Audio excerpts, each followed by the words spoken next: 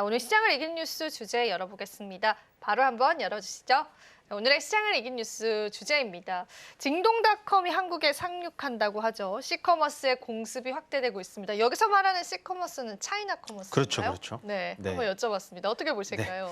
일단은 좀 많이 위협적이라고 보여져요. 우리나라의 전기차의 대표 주자인 비아디가 들어왔듯이 아마도 시장을 좀 뺏기는 영향이 있지 않을까라는 생각이 들고, 징동닷컴이 원래부터 우리나라 국내 진출을 좀 계획을 하고 있었습니다만은 이게 조금 더 빨라지는 이유는 아마도 미국 쪽에 들어가는 물량 자체가 조금은 선적이 늦어지면서 지금 미국 외에 어쨌든 다른 나라에 빠르게 좀 판매를 해야 되거든요. 조금 싼 가격에.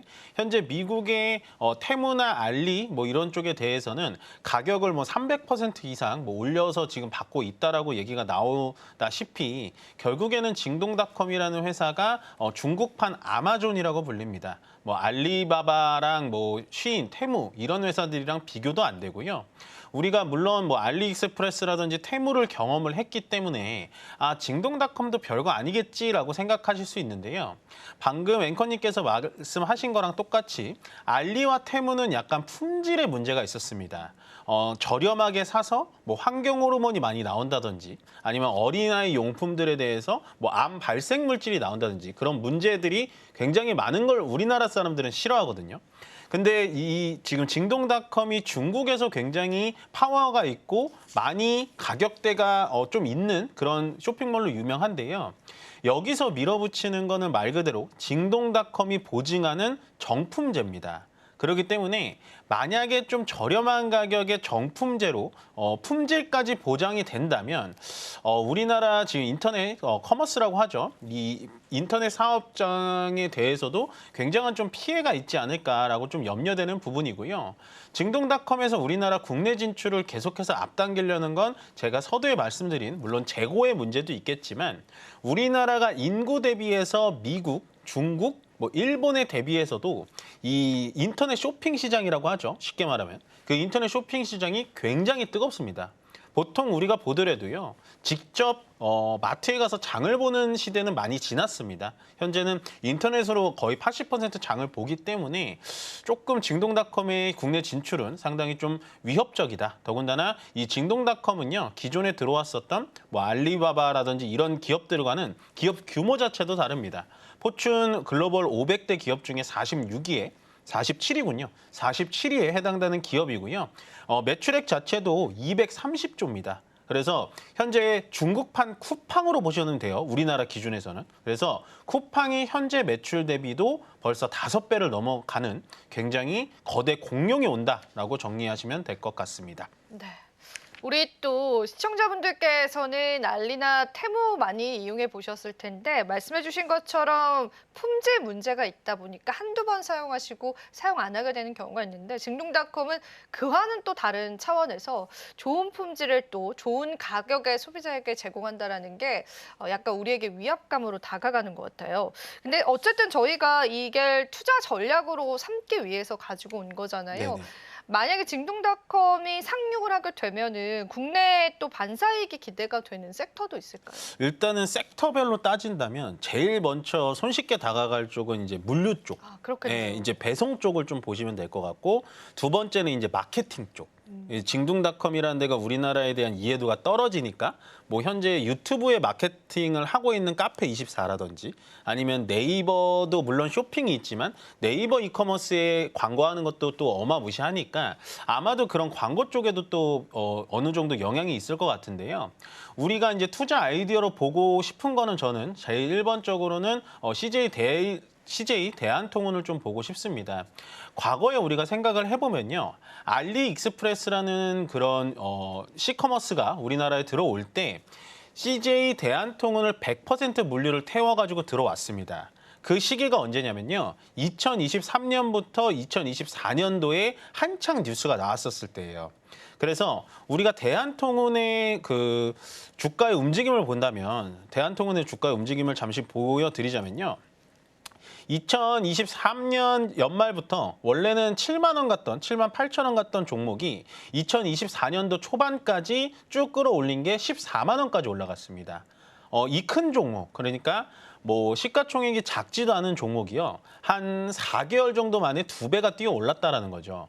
물론 징동닷컴이 들어오고 나서 CJ 대한통운의 모든 물류를 맡기진 않을 거예요. 징동닷컴이라는 회사 자체는 자체 물류를 사용합니다. 쿠팡처럼요. 그래서 12시간 내에 오늘 시키면 오늘 오는 그런 배송 서비스가 특화가 돼 있긴 한데요. 그리고 이것도 이제 뉴스 읽어주기 코너에서 주셨지만 현재 경기도 이천과 인천에 물류센터를 지어놨습니다. 예, 징동 로지스틱스를 이용해서 물류센터를 지어놨는데 그거는 현재 서울 지역하고 경기도 일부 지역만 커버가 가능해요. 그러면 징동닷컴이 만약에 우리나라에 들어오면 전국 단위를 커버하기 위해선 당연히 CJ 대한통운과 협업을 할 수밖에 없고 거기다가 CJ 대한통운이 작년부터 알리익스프레스와 협업을 맺은 경험이 있기 때문에 중국 쪽의 대규모 물량이라든지 중국 쪽의 빠른 배송에 대해서 특화가 돼 있어서 물론 CJ 대한통운의 경쟁사인 한진택배라든지 롯데 글로벌 로지스틱스가 있지만 그래도 글로벌 점유율이라든지 국내에서는 전국 단위를 커버할 수 있는 게 CJ 대한통운이기 때문에요. 저는 이번에 만약에 들어온다면 경쟁사적으로는 상당히 좀 안타까운 부분이긴 합니다만은 수혜주를 꼽자면은 CJ 대한통운이 가장 큰 수혜주가 되지 않을까라고 생각합니다. 사실 이제 물류에 관해서 당연히 좀 수혜를 받을 것이다라고 좀 보고 있는 그런 시점인 것 같습니다. 배송은 일단 해야 되고 이제 국내에서 배송 시스템이 가장 또 잘 갖춰져 있는 기업이다 보니까 징동닷컴 상륙에 따른 수혜 예상해 볼 수 있을 것 같습니다. 그러면은 이 택배 그리고 물류 관련한 섹터 말고는 또 수혜를 받을 만한 섹터가 있을까요? 뭐 아까 얘기 드렸다시피 뭐 네이버랑 협업을 진행해서 광고 쪽을 진행한다든지 아니면 카페24가 유튜브랑 연계돼서 주가가 엄청 많이 올라갔잖아요. 근데 이제 그 부분은 우리가 그렇게 될지를 모르는 거예요.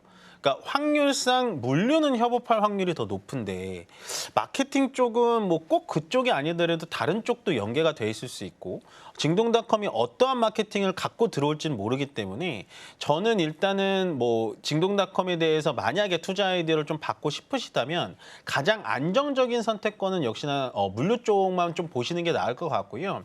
그래도 저는 추가적으로 다른 쪽을 보고 싶어요라고 하신다면 오히려 징동닷컴이 국내에 진출한 다음에 그 다음에 섹터를 잡아보시는 게 순서라는 거죠.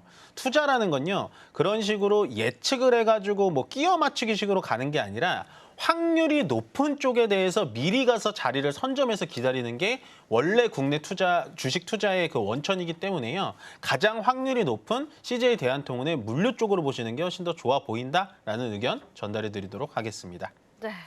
그러면은 이제 CJ 대한통운을 이제 저희가 여러 번 이야기를 하게 되는데 이게 전문가님의 오늘의 최선호주일까요? 그렇죠. 아, 네. 그렇습니까? 네. 그러면 지금 시점에서의 우리 네. 이제 투자자분들의 전략을 좀 잡아보려면 네. 뭐 모아가야 된다 아니면 이제 과감하게 베팅해라 뭐 여러 가지 그런 네네네네. 전략 있잖아요. 잡아주시죠. 그래서 제가 출연할 때마다 네. 고점에 있는 종목에서 지금 중점, 그다음에 지금은 최대한 저점에 있는 종목으로 제가 고심을 했는데 솔직히 이 종목은 지금 들어가도 전혀 문제가 되질 않아요. 그런가요? 예, 네. 전혀 문제가 되질 않고 오히려 요즘에 이럴 수도 있어요. 좀 이 종목을 눈여겨보시는 분들은 리포트가 좀 안 좋게 나왔습니다. 뭐 2분기 실적이 안 좋을 거다. 현재 약간 그런 건 있겠죠. 지금 전체적인 주머니 사정이라고 하죠. 경기가 좀 침체되고 전체적으로 내 월급 빼고는 모든 물건이 다 올라서 택배의 물동량이 줄어든 건 사실입니다. 그렇지만 이럴 때일수록 항상 그 시장의 점유율을 1위를 가지고 있는 기업들한테 집중을 해봐야 되는 거거든요. 투자라는 건요. 언제나 엇박자식으로 가주셔야 되는 겁니다. 남들이 다 좋다고 할 때 따라가면 무조건 물리게 돼 있고요. 남들이 안 좋다고 할 때 관심이 없을 때 미리 들어가 있다가 남들이 관심이 가져줄 때 그때 팔고 나와야 되는 겁니다. 불과 어저께 시간에 똑같이 조선 슈퍼사이클 얘기를 드리면서 슈퍼사이클 얘기가 나오면 조선업은 조금은 불안합니다라고 얘기 나오자마자 참 아이러니하게도 하루 만에 급락이 나왔는데요. 지금 대한통운의 주가를 보시다시피 현재 8만 원대에 내려와 있습니다. 8만 2,400원에 오늘 마감을 졌는데요.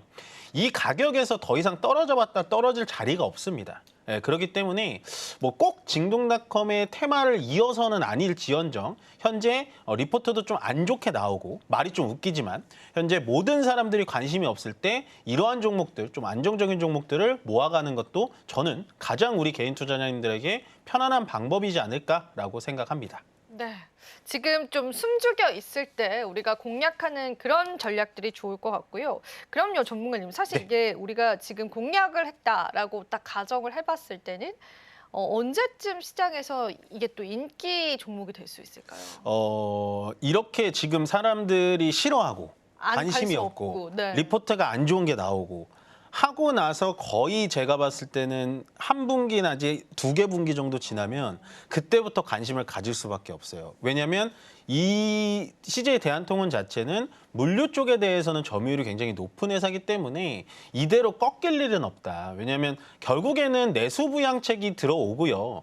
국민들한테 약간의 그 현찰, 현금이라고 하죠. 현금적인 부분을 공급을 좀 시작하게 되면 당연히 내수 시장이 좀 살아날 수밖에 없습니다. 그렇기 때문에 뭐 직접적인 수혜주는 아닐 겁니다. 6월 3일 날 새로운 대통령이 정해지고 나서 뭐 예산에 대해서 경기 부양에 대해서 직접적인 수혜주는 아니지만 간접적인 수혜주는 충분히 될 수 있다라고 생각하시면 될 것 같습니다.